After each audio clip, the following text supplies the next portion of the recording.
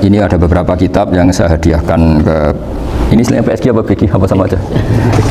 Ya sama aja lah ini PSG, BG anaknya. Lo yang orang tuanya PSG-nya? Oh. Jadi begini ya, tadi saya rembukan sama Pak Arifin musyawarah bahwa memang yang harus hidup itu ilmu. Ad-dunya mal'unun ma fiha illa aliman aw muta'alliman wa mawalahu. Ada yang illa zikrawah wa mawalahu aw aliman aw muta'alliman. Jadi dunia ini semuanya terlaknat, seluruh isinya dunia ini terlaknat kecuali orang yang alim, kecuali orang yang belajar atau yang dekat-dekat situ. Nah, kenapa terlaknat? Itu ibarat kita orang Indonesia nggak tahu kalau Pak Jokowi itu presiden, itu kan ngawur sekali. Masa orang Indonesia nggak tahu kalau Pak Jokowi presiden?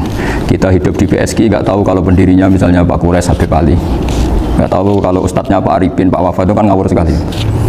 Nah, andai kan tidak ada pelajaran, maka kita nggak tahu kalau Tuhan kita Allah, itu kan ngawur sekali. Tempat di buminya, makan rezekinya, kita menikmati fasilitasnya, tapi nggak tahu yang punya. Nah, sehingga di sini kadang orang-orang humanis protes, masa orang-orang kafir yang amal nggak diterima Allah, agama ini kok kayak sadis. Sebetulnya bukan gitu cara pandang. Bagaimana diterima sementara mengamalkan harta yang tidak miliknya. Itu kan ibarat saya punya uang 1 miliar, terus disedekahkan Pak Wafa ke Pak Arifin, terus dia bilang ini dari saya, tolong diterima. Terus Pak Arifin bilang makasih, dunia mbahmu, tak kan gitu kira-kira. Ya jadi itu logika kenapa ngamalnya orang kafir nggak diterima, karena nggak ngaku yang punya. Ya. Jadi ibarat saya nempat di sini nginep terus terima kasihnya sama Muntahar, nggak sama Habib Ali, memangnya dia yang bikin itu. Jadi orang nggak kenal Tuhannya itu buruk sekali, mal'un. Nah, bisa kenal Tuhannya dimulai dari mana? Illa aliman au muta'alliman, yaitu harus proses belajar mengajar. Mau tidak mau? Mau tidak mau? Makanya setiap ilmu, makanya saya tadi rembukan sama Pak Arifin, semuanya harus atas nama ilmu. Ibadah itu nomor 2, akhlak nomor 2, semuanya nomor 1 itu ilmu. Sekali ilmu ini hilang, maka semuanya hilang. Makanya di Quran dimulai Iqra bismi rabbikal ladzi khalaq. Termasuk sifat Allah Ta'ala yang awal-awal dikenalkan apa? Iqra wa rabbukal. Ketika Allah mensifati dirinya akram, alladzi allama. Orang terbaik, paling akram, paling karim, paling dermawan adalah zat yang allama, mengajarkan. Makanya kata Nabi, tidak ada sedekah sebaik kalimah yang ditemukan orang muslim, dan kalimah itu kalimah bijak, kemudian diajarkan ke muslim yang lain. Itu disebut afdhalus sedekah. Karena ini mengawal Islam. Jadi saya alhamdulillah semenjak kenal jenengan semua, entah berapa kitab saya selalu bawa ke sini supaya hubungan kita ini bil ilmi. Ya, karena hari Syajaratul Ma'arif beberapa kali sudah saya baca, ini tak ijazah kitab Bajuri ya, sarahnya Fathul Qorib. Ini dikarang oleh Rektor Al-Azhar di eranya, termasuk Syekhul Azhar Imam Bajuri, Imam Bajuri. Nah, di sini saya ingin terangkan kitab Dzabaih tentang, ya didengerin aja kalau nggak bawa kitab ini, yang takrib sama sarah, supaya sampean tahu kenapa harus ada sarah. Ya, saya ulang lagi, kenapa harus ada apa? Sarah. Sarah itu penjelas. Karena kelemahannya matan apapun sempurnanya, saya ulang lagi, kelemahannya matan apapun sempurnanya itu pasti ya nggak sempurna, namanya manusia. Dan tidak sempurna ini menjadikan kadang salah paham. Sehingga mau tidak mau harus ada apa? Sarah. Jadi misalnya begini ya. Di matan misalnya diterangkan zaman matan. Penyembelian itu harus pakai bismillah. Kalimat harus ini harus dengan arti taruhan sah tidak sah, apa harus sebagai etika, apa harus sebagai supaya kebiasaan baik ini bertahan. Saya ulang lagi ya, misalnya Pak Arifin dawuh teng jenengan cung nyembelih pitik kudu maca bismillah. Kalau kamu memotong hewan harus baca bismillah. Kata harus itu apa artinya syarat sah, sehingga kalau tidak baca tidak sah. Apa keharusan dalam makna etikanya harus baca bismillah. Jadi urusannya hanya apa? Etika atau afdoliyah. Atau kita tidak ingin kultur baca bismillah itu hilang, sehingga barang tidak wajib pun kita wajibkan supaya kultur baca bismillah itu tidak hilang. Nah, Imam Syafi'i itu milih yang tidak wajib, itu hanya urusan etika. Sehingga dzabihatul muslim meskipun nggak baca bismillah, baik secara sengaja maupun lupa, tetap halal ya, tetap sah, tetap halal. Tapi beberapa ulama mengatakan baca bismillah itu wajib dan menjadi syarat sah. Ya kira-kira karena pamit tadi, yang beri nyawa itu Allah, kok apa yang menghilangkan nggak pamit, sudah menghilangkan nyawanya ayam dimakan lagi. Oh itu selingkuhannya kan masih marah itu. Selingkuhannya, pacarnya, anaknya, cucunya itu kan marah itu. Tapi kalau pamit yang punya kan coba kalau ayam cantik yang pas kamu sembelih itu lanangannya akan mangkel itu. Kalau kebetulan sudah tua kan sekarang-karmu kan gitu. Jadi apa? Itu yang tahu sarah. Saya ulang lagi, yang tahu sarah, karena ini sudah jelimet, sudah jelimet. Sehingga nggak ada kitab matan yang Indo kecuali disarahin. Dulu ada kitab namanya Takrib, karangannya Abi Suja. Terus disarai kecil sekali oleh Fathul Qorib, ya oleh Ibnul Qasim Al-Huzi itu. Terus disarai lagi oleh Bajuri. Jadinya Bajuri itu sudah sarhun ala sarhin warifin, sudah sarhun ala sarhin, bukan sarhun ala matnin tapi sarhun ala sarhin. Nah, kenapa memang kita butuh itu? Seorang lagi kita butuh itu. Nah, kenapa butuh? Ya karena mau tidak mau. Seorang lagi mau tidak mau. Karena matan itu seperti itu. Misalnya matan cerita, yang dikatakan menyembelih itu apa? Ya nyembelih itu ya nyembelih. Nyembelih itu memotong hewan. Terus motongnya dari mana? Kalau kamu motong hewan dari mana coba? Dari belakang atau dari depan? Dari mana? Depan misalnya. Pertanyaannya, ketika dari depan itu paling penting terpotong al-khulqum wal mari misalnya. Yang satu majrur to'am, yang satu majrur ruh, ya, gitu, majrur nafas. Tapi andekan dari belakang gimana? Tapi tetap terpotong. Mulai ribet kan? Kalau kubu sebelah kan enak, pokoknya nggak sunnah Rasul seperti itu, nggak mau debat. Tapi kita tidak, cara berpikir tidak gitu. Ini kan status hukumnya halal apa haram ketika ada orang motong hewan dari belakang. Nah, terus kita berdebat kan, mesti berdebat itu mau dibilang haram, nyatanya memenuhi syarat apa tadi pemotongan, hukumnya kena, amarinya kena. Mau dibilang halal, jangan-jangan pitiknya sudah pingsan, sudah mati karena dogrok-dogrok dari belakang. Nah, itu terus ulama debat, kan mungkin juga, ya kan, pitiknya sudah setengah kena corona, pingsan terus, ya kan, sudah pingsan terus digorok. Nah seperti ini mau tidak mau kita harus detail. Detail artinya yang dikatakan menyembelih itu apa? Ya nanti tak bacakan tabir di Bajuriya sekaligus ijazah untuk jenengan semua. Saya tadi alhamdulillah ketemu Pak Arifin lama, nantikan panjang lebar tentang pentingnya ilmu. Yang dikatakan nyembelih adalah mematikan hewan yang hidup dengan kaifiyah syariah. Seorang lagi, mematikan hewan yang hidup dengan kaifiyah syariah. Nah kalimat hidup ini mulai masalah. Hidup yang apa? Misalnya ada hewan, saya sering kalau ngaji cerita, ada ayam jago ketandang mobil, ketabrak mobil, kejet-kejet, enggak kamu sembelih pun 1 menit lagi pasti meninggal. Ini kan hanya koordinasi prosedur saja, karena prosedur ayam mati harus kejet-kejet, nggak boleh enggak langsung peletes mati, nggak boleh. Nah pertanyaannya ketika kejet-kejet ini kamu sembelih, itu halal apa enggak? Enggak, adekan tidak disembelih juga sudah mati. Artinya enggak, penyembelihan ini kan enggak memberi kontribusi pematian, tapi enggak ngefek gitu. Makanya terus ada perdebatan, ada hayatun mustaqirrah, ada hayatun ittiroriyah, ada harokatu masbuh. Itu kalau nggak sarah tidak bisa. Lalu pertanyaan nakalnya begini, saya itu betul pernah ngalamin itu. Ayam jago itu kan mahal, apalagi kalau Bangkok kan. Saya pas jalan-jalan sama anak saya, sama jalan-jalan mau ke pasar itu di pertolongan tuwer mak. Gue sih halal tau orang, kadang tanya orang awam, halal kata saya. Gitu. Padahal andekan dari disembelih ya pasti mati. Suatu saat ada yang mengkonfirmasi lagi. Saya bilang kalau kiai ya tidak pantas makan ayam gitu, tapi kalau kamu tidak kiai ya pantas saja. Daripada rata halal lo gerbang eman kan ribet. Nah sebetulnya itu dalam mazhab Syafi'i itu tidak halal karena dia sudah tidak punya hayatun mustaqirrah. Karena tadi setengah menit lagi atau 1 menit lagi pasti mati. Kan dia belum mati karena koordinasi Israel saja tetap yang ngambil itu. Tetap kan nggak segampang itu kan, tetap prosedur apa? Jalankan SOP.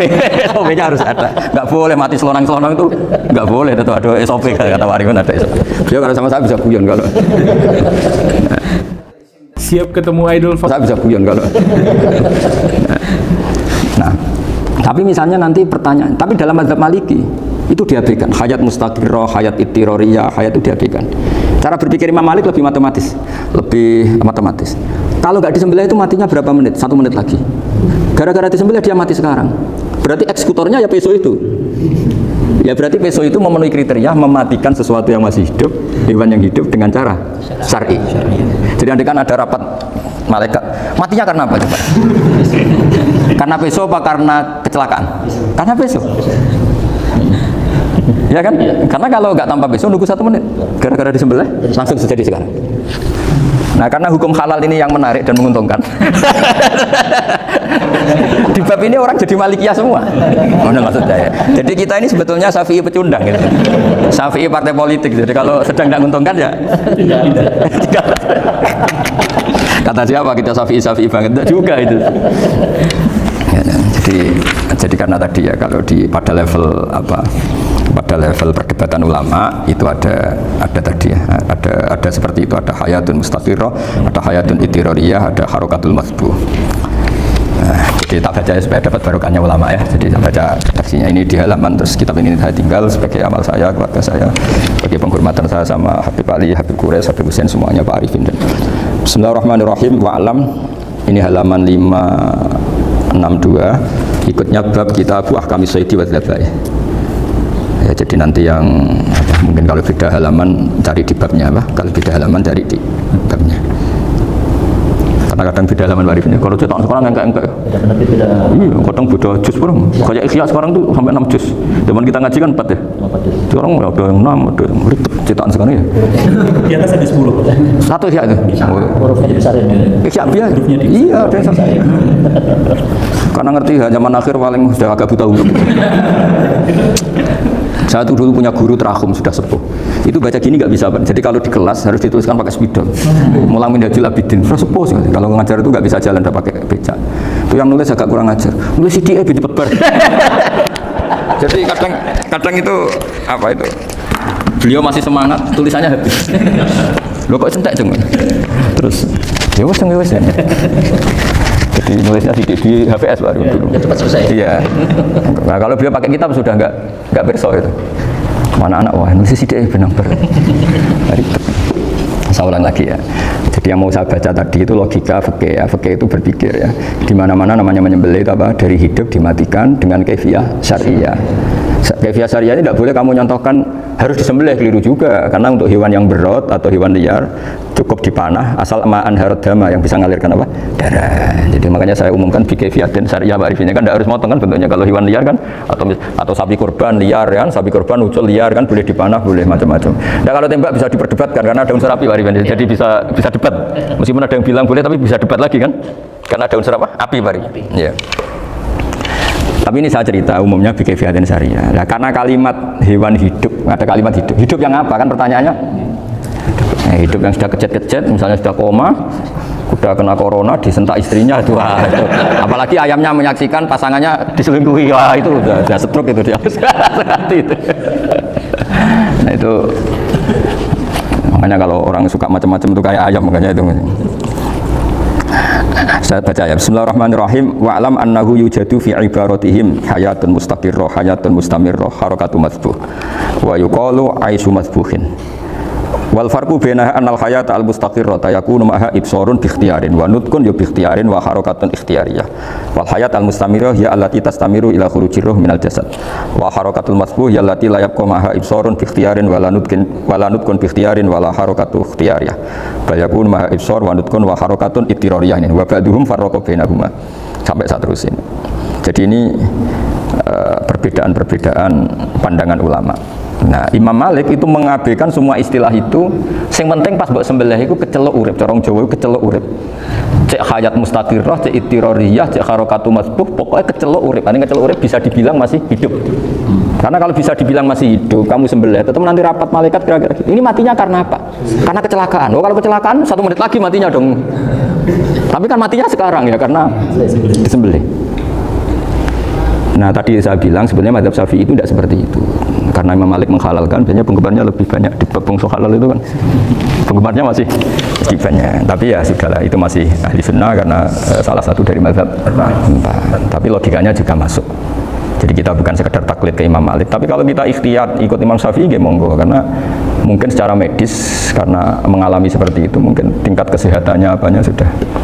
Ya sudah lah, yang penting makanya terus orang Jawa pinter, nak PTE jago ya halal, nak cilik enggak lah. Itu kan ibarat perdebatan antara kepiting sama yuyu. Yang menghalalkan kepiting itu mengharamkan yuyu, tahu yuyu yang kecil di sawah ya. Tak tanya, kenapa yuyu halal? Karena amfibi Gus, bisa hidup di dua alam. Memangnya kepiting enggak? Oh beda. Ternyata beda maksudnya. Eman Gus kalau haram. Eman kan kalau yuyu haram kan nggak ngefek kan kecil.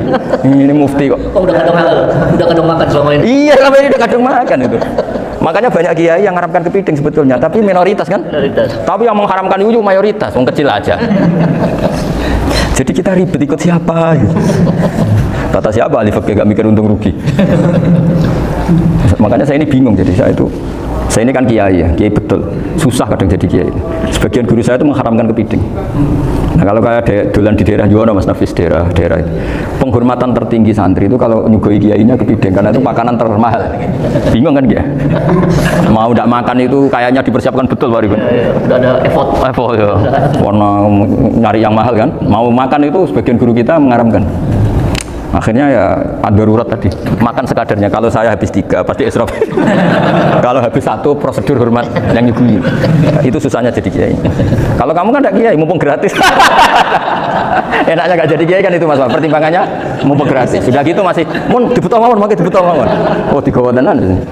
Kadang-kadang Gratis. Sudah gitu masih, mun dibutuh mawon, makai dibutuh mawon. Oh digawa tenan. Tapi sebetulnya ada sisi naif dari yang bilang halal tadi. Ketika yang bilang halal, naif itu versinya, tapi ya nggak apa-apa, semoga dimaafkan Allah. Naifnya tadi, tapi saya tidak tapi itu masalah khilafiyah ya. Semoga yang mengatakan halal juga benar, karena punya perhitungan iman tadi. Tapi yang bilang halal itu tak tanya, Yuyu itu halal apa haram? Lucunya jawab haram semua. Yuyu bahasa Indonesia nggak ada kayaknya. Tidak tahu juga saya. Teman-teman paham tapi Yuyu yang kecil itu. Itu kalau diharamkan nggak ada yang protes ya? Nggak ada. Tapi kalau kepiting? Ini pakai model apa? Coba Pak Wafa, kalau alasannya amfibi, Yuyu sama kepiting sama enggak? Kalau alasannya amfibi, hidup di 2 alam. Sama-sama. Sama-sama. Kenapa kepiting jadi halal? Besar. Lebih bernilai. Ini juga mufti model baru. Kan umumnya menghalalkan. Iya makanya itu. Kan jadi kayak tadi ayam jago tadi orangnya tak tanya akhirnya. Andekan yang kecelakaan itu ayam kecil. Kamu tanya saya enggak? Ya enggak, aku langsung tak buang. Kan langsung dibuang. Berhubung ayam besar. Eman kan. Tapi nurani aja sebetulnya protes. Nyembelih wis klek-klek. Kadang kan apa kejet-kejet itu sudah tunggu SOP dari Pak. Ya tapi apapun itu ini ilmu harus didengar ya supaya sampean tahu ya, ada hayat mustaqirroh, ada hayat mustamirroh, ada hayat ittiroriyah, paling enggak kita ngerti lah. Karena nanti di bab B, ya nyun sewu di bab B, itu ya nanti enggak sahnya karena apa? Tidak mutamawal. Misalnya saya punya utang sama Pak Arifin ayam jago, tak bayar dengan jago yang mengalami kehidupan sudah seperti itu kan tidak sah. Meskipun itu hidup tapi sudah tidak hayat yang mustamirroh, tidak normal. Jadi ilmu itu apapun tidak cocok kita karena beda mazhab misalnya, tetap sebagai apa? Ilmu. Jadi jangan pernah anti ilmu meskipun kita tidak cocok. Dulu saya itu heran sama Abu Hanifah karena membolehkan merujuk wakaf. Wakaf itu kan nggak boleh ditarik kembali dalam mazhab Syafi'i dan hampir semua ulama bilang gitu. Tapi kalau kata Abu Hanifah, jika nazir yang nerima itu tidak sesuai rencana kita, keinginan kita, itu boleh narik kembali. Fa innal waqfa atiyatun mahdhah, kata beliau. Wakaf itu ya pemberian normal saja. Suatu saat ada peristiwa gini Pak Arifin ya, ada orang kaya raya mewakafkan tanah. Itu senilai kalau nggak salah itu 60 miliar. Singkat cerita beliau bermain apa gitu, bisnis apa itu bangkrut. Kemudian itu belum disertifikatkan wakaf. Kemudian nggak ada yang di Sawang, Coro Jowo, nggak ada yang dilihat, terus mau dibeli sama nyuwun sewu sampai yang mau beli yang mampu itu non muslim. Singkat cerita ada orang kaya muslim yang mau beli itu tapi ada problem karena itu wakaf. Tapi kalau nggak dibeli itu malah dibeli non muslim. Tanya saya, akhirnya saya jawab nggak apa-apa dibeli saja. Ikuti mazhab Abu Hanifah. Karena kalau mazhab Syafi'i itu nggak sah semua pembeliannya. Tapi apa artinya mazhab kalau kita berpikir nggak sah tapi yang jual melakukan? Nah itu yang nggak dipikirkan oleh orang-orang fikih yang di Menara Gading. Apa gunanya kita bilang nggak sah? Tapi yang punya tanah tadi tetap menjual. Karena tidak mengindahkan hukum itu. Mau apa? Makanya saya bilang, bagi kiai tentang Gus itu nggak ada kaulnya dalam mazhab Syafi'i. Saya bilang, kamu mengharamkan itu tidak ada gunanya, karena itu tetap dilakukan. Jadi kita pertimbangannya ada itu, daripada dikuasai situ, mendingan kita. Betul. Nah itu sisi-sisi fikih. Makanya ini kita ngaji fikih, tidak segampang itu memberi fatwa, karena pertimbangannya banyak. Dari hitam putih, itu maksud saya ini cerita. Jadi nanti kamu ngerti. Jadi mau apa coba? Itu kan ibarat gini. Hukumnya kita ngajar perempuan itu masalah sebetulnya, karena itu ajnabiyah. Tapi fikih mentoleransi li ajli ta'lim, karena untuk belajar gak apa-apa. Kalau sudah jadi fakta itu ribet. Dia maunya belajar sama kamu, dan sekali kamu tidak mau belajar ke yang lain yang potensi menyesatkan. Jadi fikihnya bukan masalah nazar lagi, sudah penyelamatan. Ribet kan kalau sudah begitu. Saya punya kenangan yang menurut saya itu harus jadi trauma. Siapapun harus jadi trauma. Ini cerita sedikit. Ini masih ngaji fikih, pertimbangan. Ada orang itu sangat khusyuk, sangat khusyuknya di rumahnya Pak Wafa itu nggak ada TV, nggak ada motor, nggak ada apa saja. Ketika anaknya berkembang agak dewasa, itu pertama naik motor, itu ya utang jasa sama kawan-kawannya. Pertama dia ngelihat nikmati TV ya dari kawan-kawannya, corong cowok, mbek tanggane lah. Padahal orang tuanya ini protektif justru karena banyak tanggane sing nggak pati Islami lah. Ya mereka orang Islam tapi ya nggak sholat, nggak apa. Singkat cerita orang tuanya ini datang ke rumah sana nangis, nangis Gus, sekarang saya ikrar bahwa mazhab Abah jenengan Kiai Nur Salim, mazhab bapak saya itu, mazhab jenengan itu lebih hebat imam mazhab kula. Nangis dia. Dulu saya itu agak menyalahkan Kiai Nur Salim jenengan karena longgar di rumah, ada TV, ada motor. Terus dia cerita. Nah karena anaknya ini pertama bisa naik motor, untuk anak ABG ini kan jasa yang luar biasa. karena dia butuh sekali bisa naik motor dipinjemin. Akhirnya walhasil anaknya ini saya merantau ke Jakarta kemana, akhirnya lam yusolli wa lam yasum, padahal anaknya ya kiai kampung. Terus tak ceritain ini. Terus akhirnya dia tanya, kenapa sih Gus jenengan sama abah kok longgar gitu sama anak? Terus tak ceritain gini Pak Arifin, menurut ilmu al-insan abdul ihsan, manusia itu budaknya kebaikan. Karena utang jasanya sama anak ini, ya dia akan anut anak ini. Sementara kenangannya mbek jenengan mbok amui. Tidak boleh. Dia baru ngakui, ya Gus saya itu nyun sewu hanya khusyuk tapi kurang ilmu. Tadi dia hanya berdasar khusyuk. Bocah kok main delok TV, kan pikirannya hanya gitu. Ini cerita ilmu, saya bukan menjustifikasi manapun, ini kan cerita ilmu Pak Arifin ya. Jadi semuanya itu ada hitung-hitungannya. Coba kalau kita terlalu stakung be anak pertama naik motor jasanya orang nggak sholat ya, pertama roh TV jasanya orang nggak sholat. Coba terikatnya anak ini sama kita apa sama orang itu? Sama orang itu. Bayangkan kalau umur ABG, kalau umur sak pari pun Pak Wah ini nafsu astagfirullah kan. Gue cok tuwa nome ora. Gaya tok, bareng tua ada khusus gaya tok. Mestinya nome bodoh. Ya saya sama semua. Cuma saya akan lebih jujur dari biasa. Jadi orang itu harus ngitung gitu. Itu kenapa Mbah Mun tuh kiai alim alama. Setahu saya dalamnya ada TV, putra-putra ini lihat TV. Meskipun kita tidak mungkiri negatifnya TV, kita nggak mungkiri Pak Arifin ya. Tapi tadi ketika anak-anak ABG itu pertama lihat TV jasanya tombol ini. Kalau kebetulan tangganya wong soleh nggak masalah ya. Kalau enggak, itu nangis ke rumah saya itu. Nyesel dia. Tapi saya bilang gini, jenengan tiang soleh, mesti anak jenengan suatu saat kembali. Coba pola jenengan harus rubah. Ini hebatnya Nabi ketika Sayyidah Aisyah masih kecil minta diperlihatkan li'bul habasyah. Itu ya diturutin kan masyhur itu. Kayak apa nanti? Karena kalau nggak diturutin pasti Sayyidah Aisyah akan ngidolakan mainan yang lain yang di luaran sana malah. Itu karena Nabi punya kearifan tadi. Jadi ini kan ilmu, lagi-lagi ilmu. Jadi yang semua itu harus dibaca dengan ilmu. Makanya kata Nabi ad-dunya mal'unatun mal'unun fiha illa dzikrawah wa ma'alahu aw aliman aw muta'alliman. Karena dunia ini hanya bisa dibaca dengan ilmu. Yang diridhai Allah maksud saya hanya bisa. Saya itu banyak kenal menteri, kenal pejabat. Tapi saya tidak pernah melihat itu sebagai pejabat. Melihatnya itu orang yang ingin belajar agama. Karena sekali salah melihat, yang hidup itu tamaknya Pak Arifin. Yang hidup kan tamaknya. Saya kenal orang kaya kok melihat kaya, yang hidup itu tamaknya, ingin dapat ini. Tapi kalau melihat itu sebagai hamba Allah yang ingin belajar, insya Allah kita selamat dari tamak. Meskipun kita ya manusia tidak sempurna. Setidaknya ketika dia lomo atau tidak lomo, nyalami template apa tidak ngefek, karena kita melihat ini mau belajar.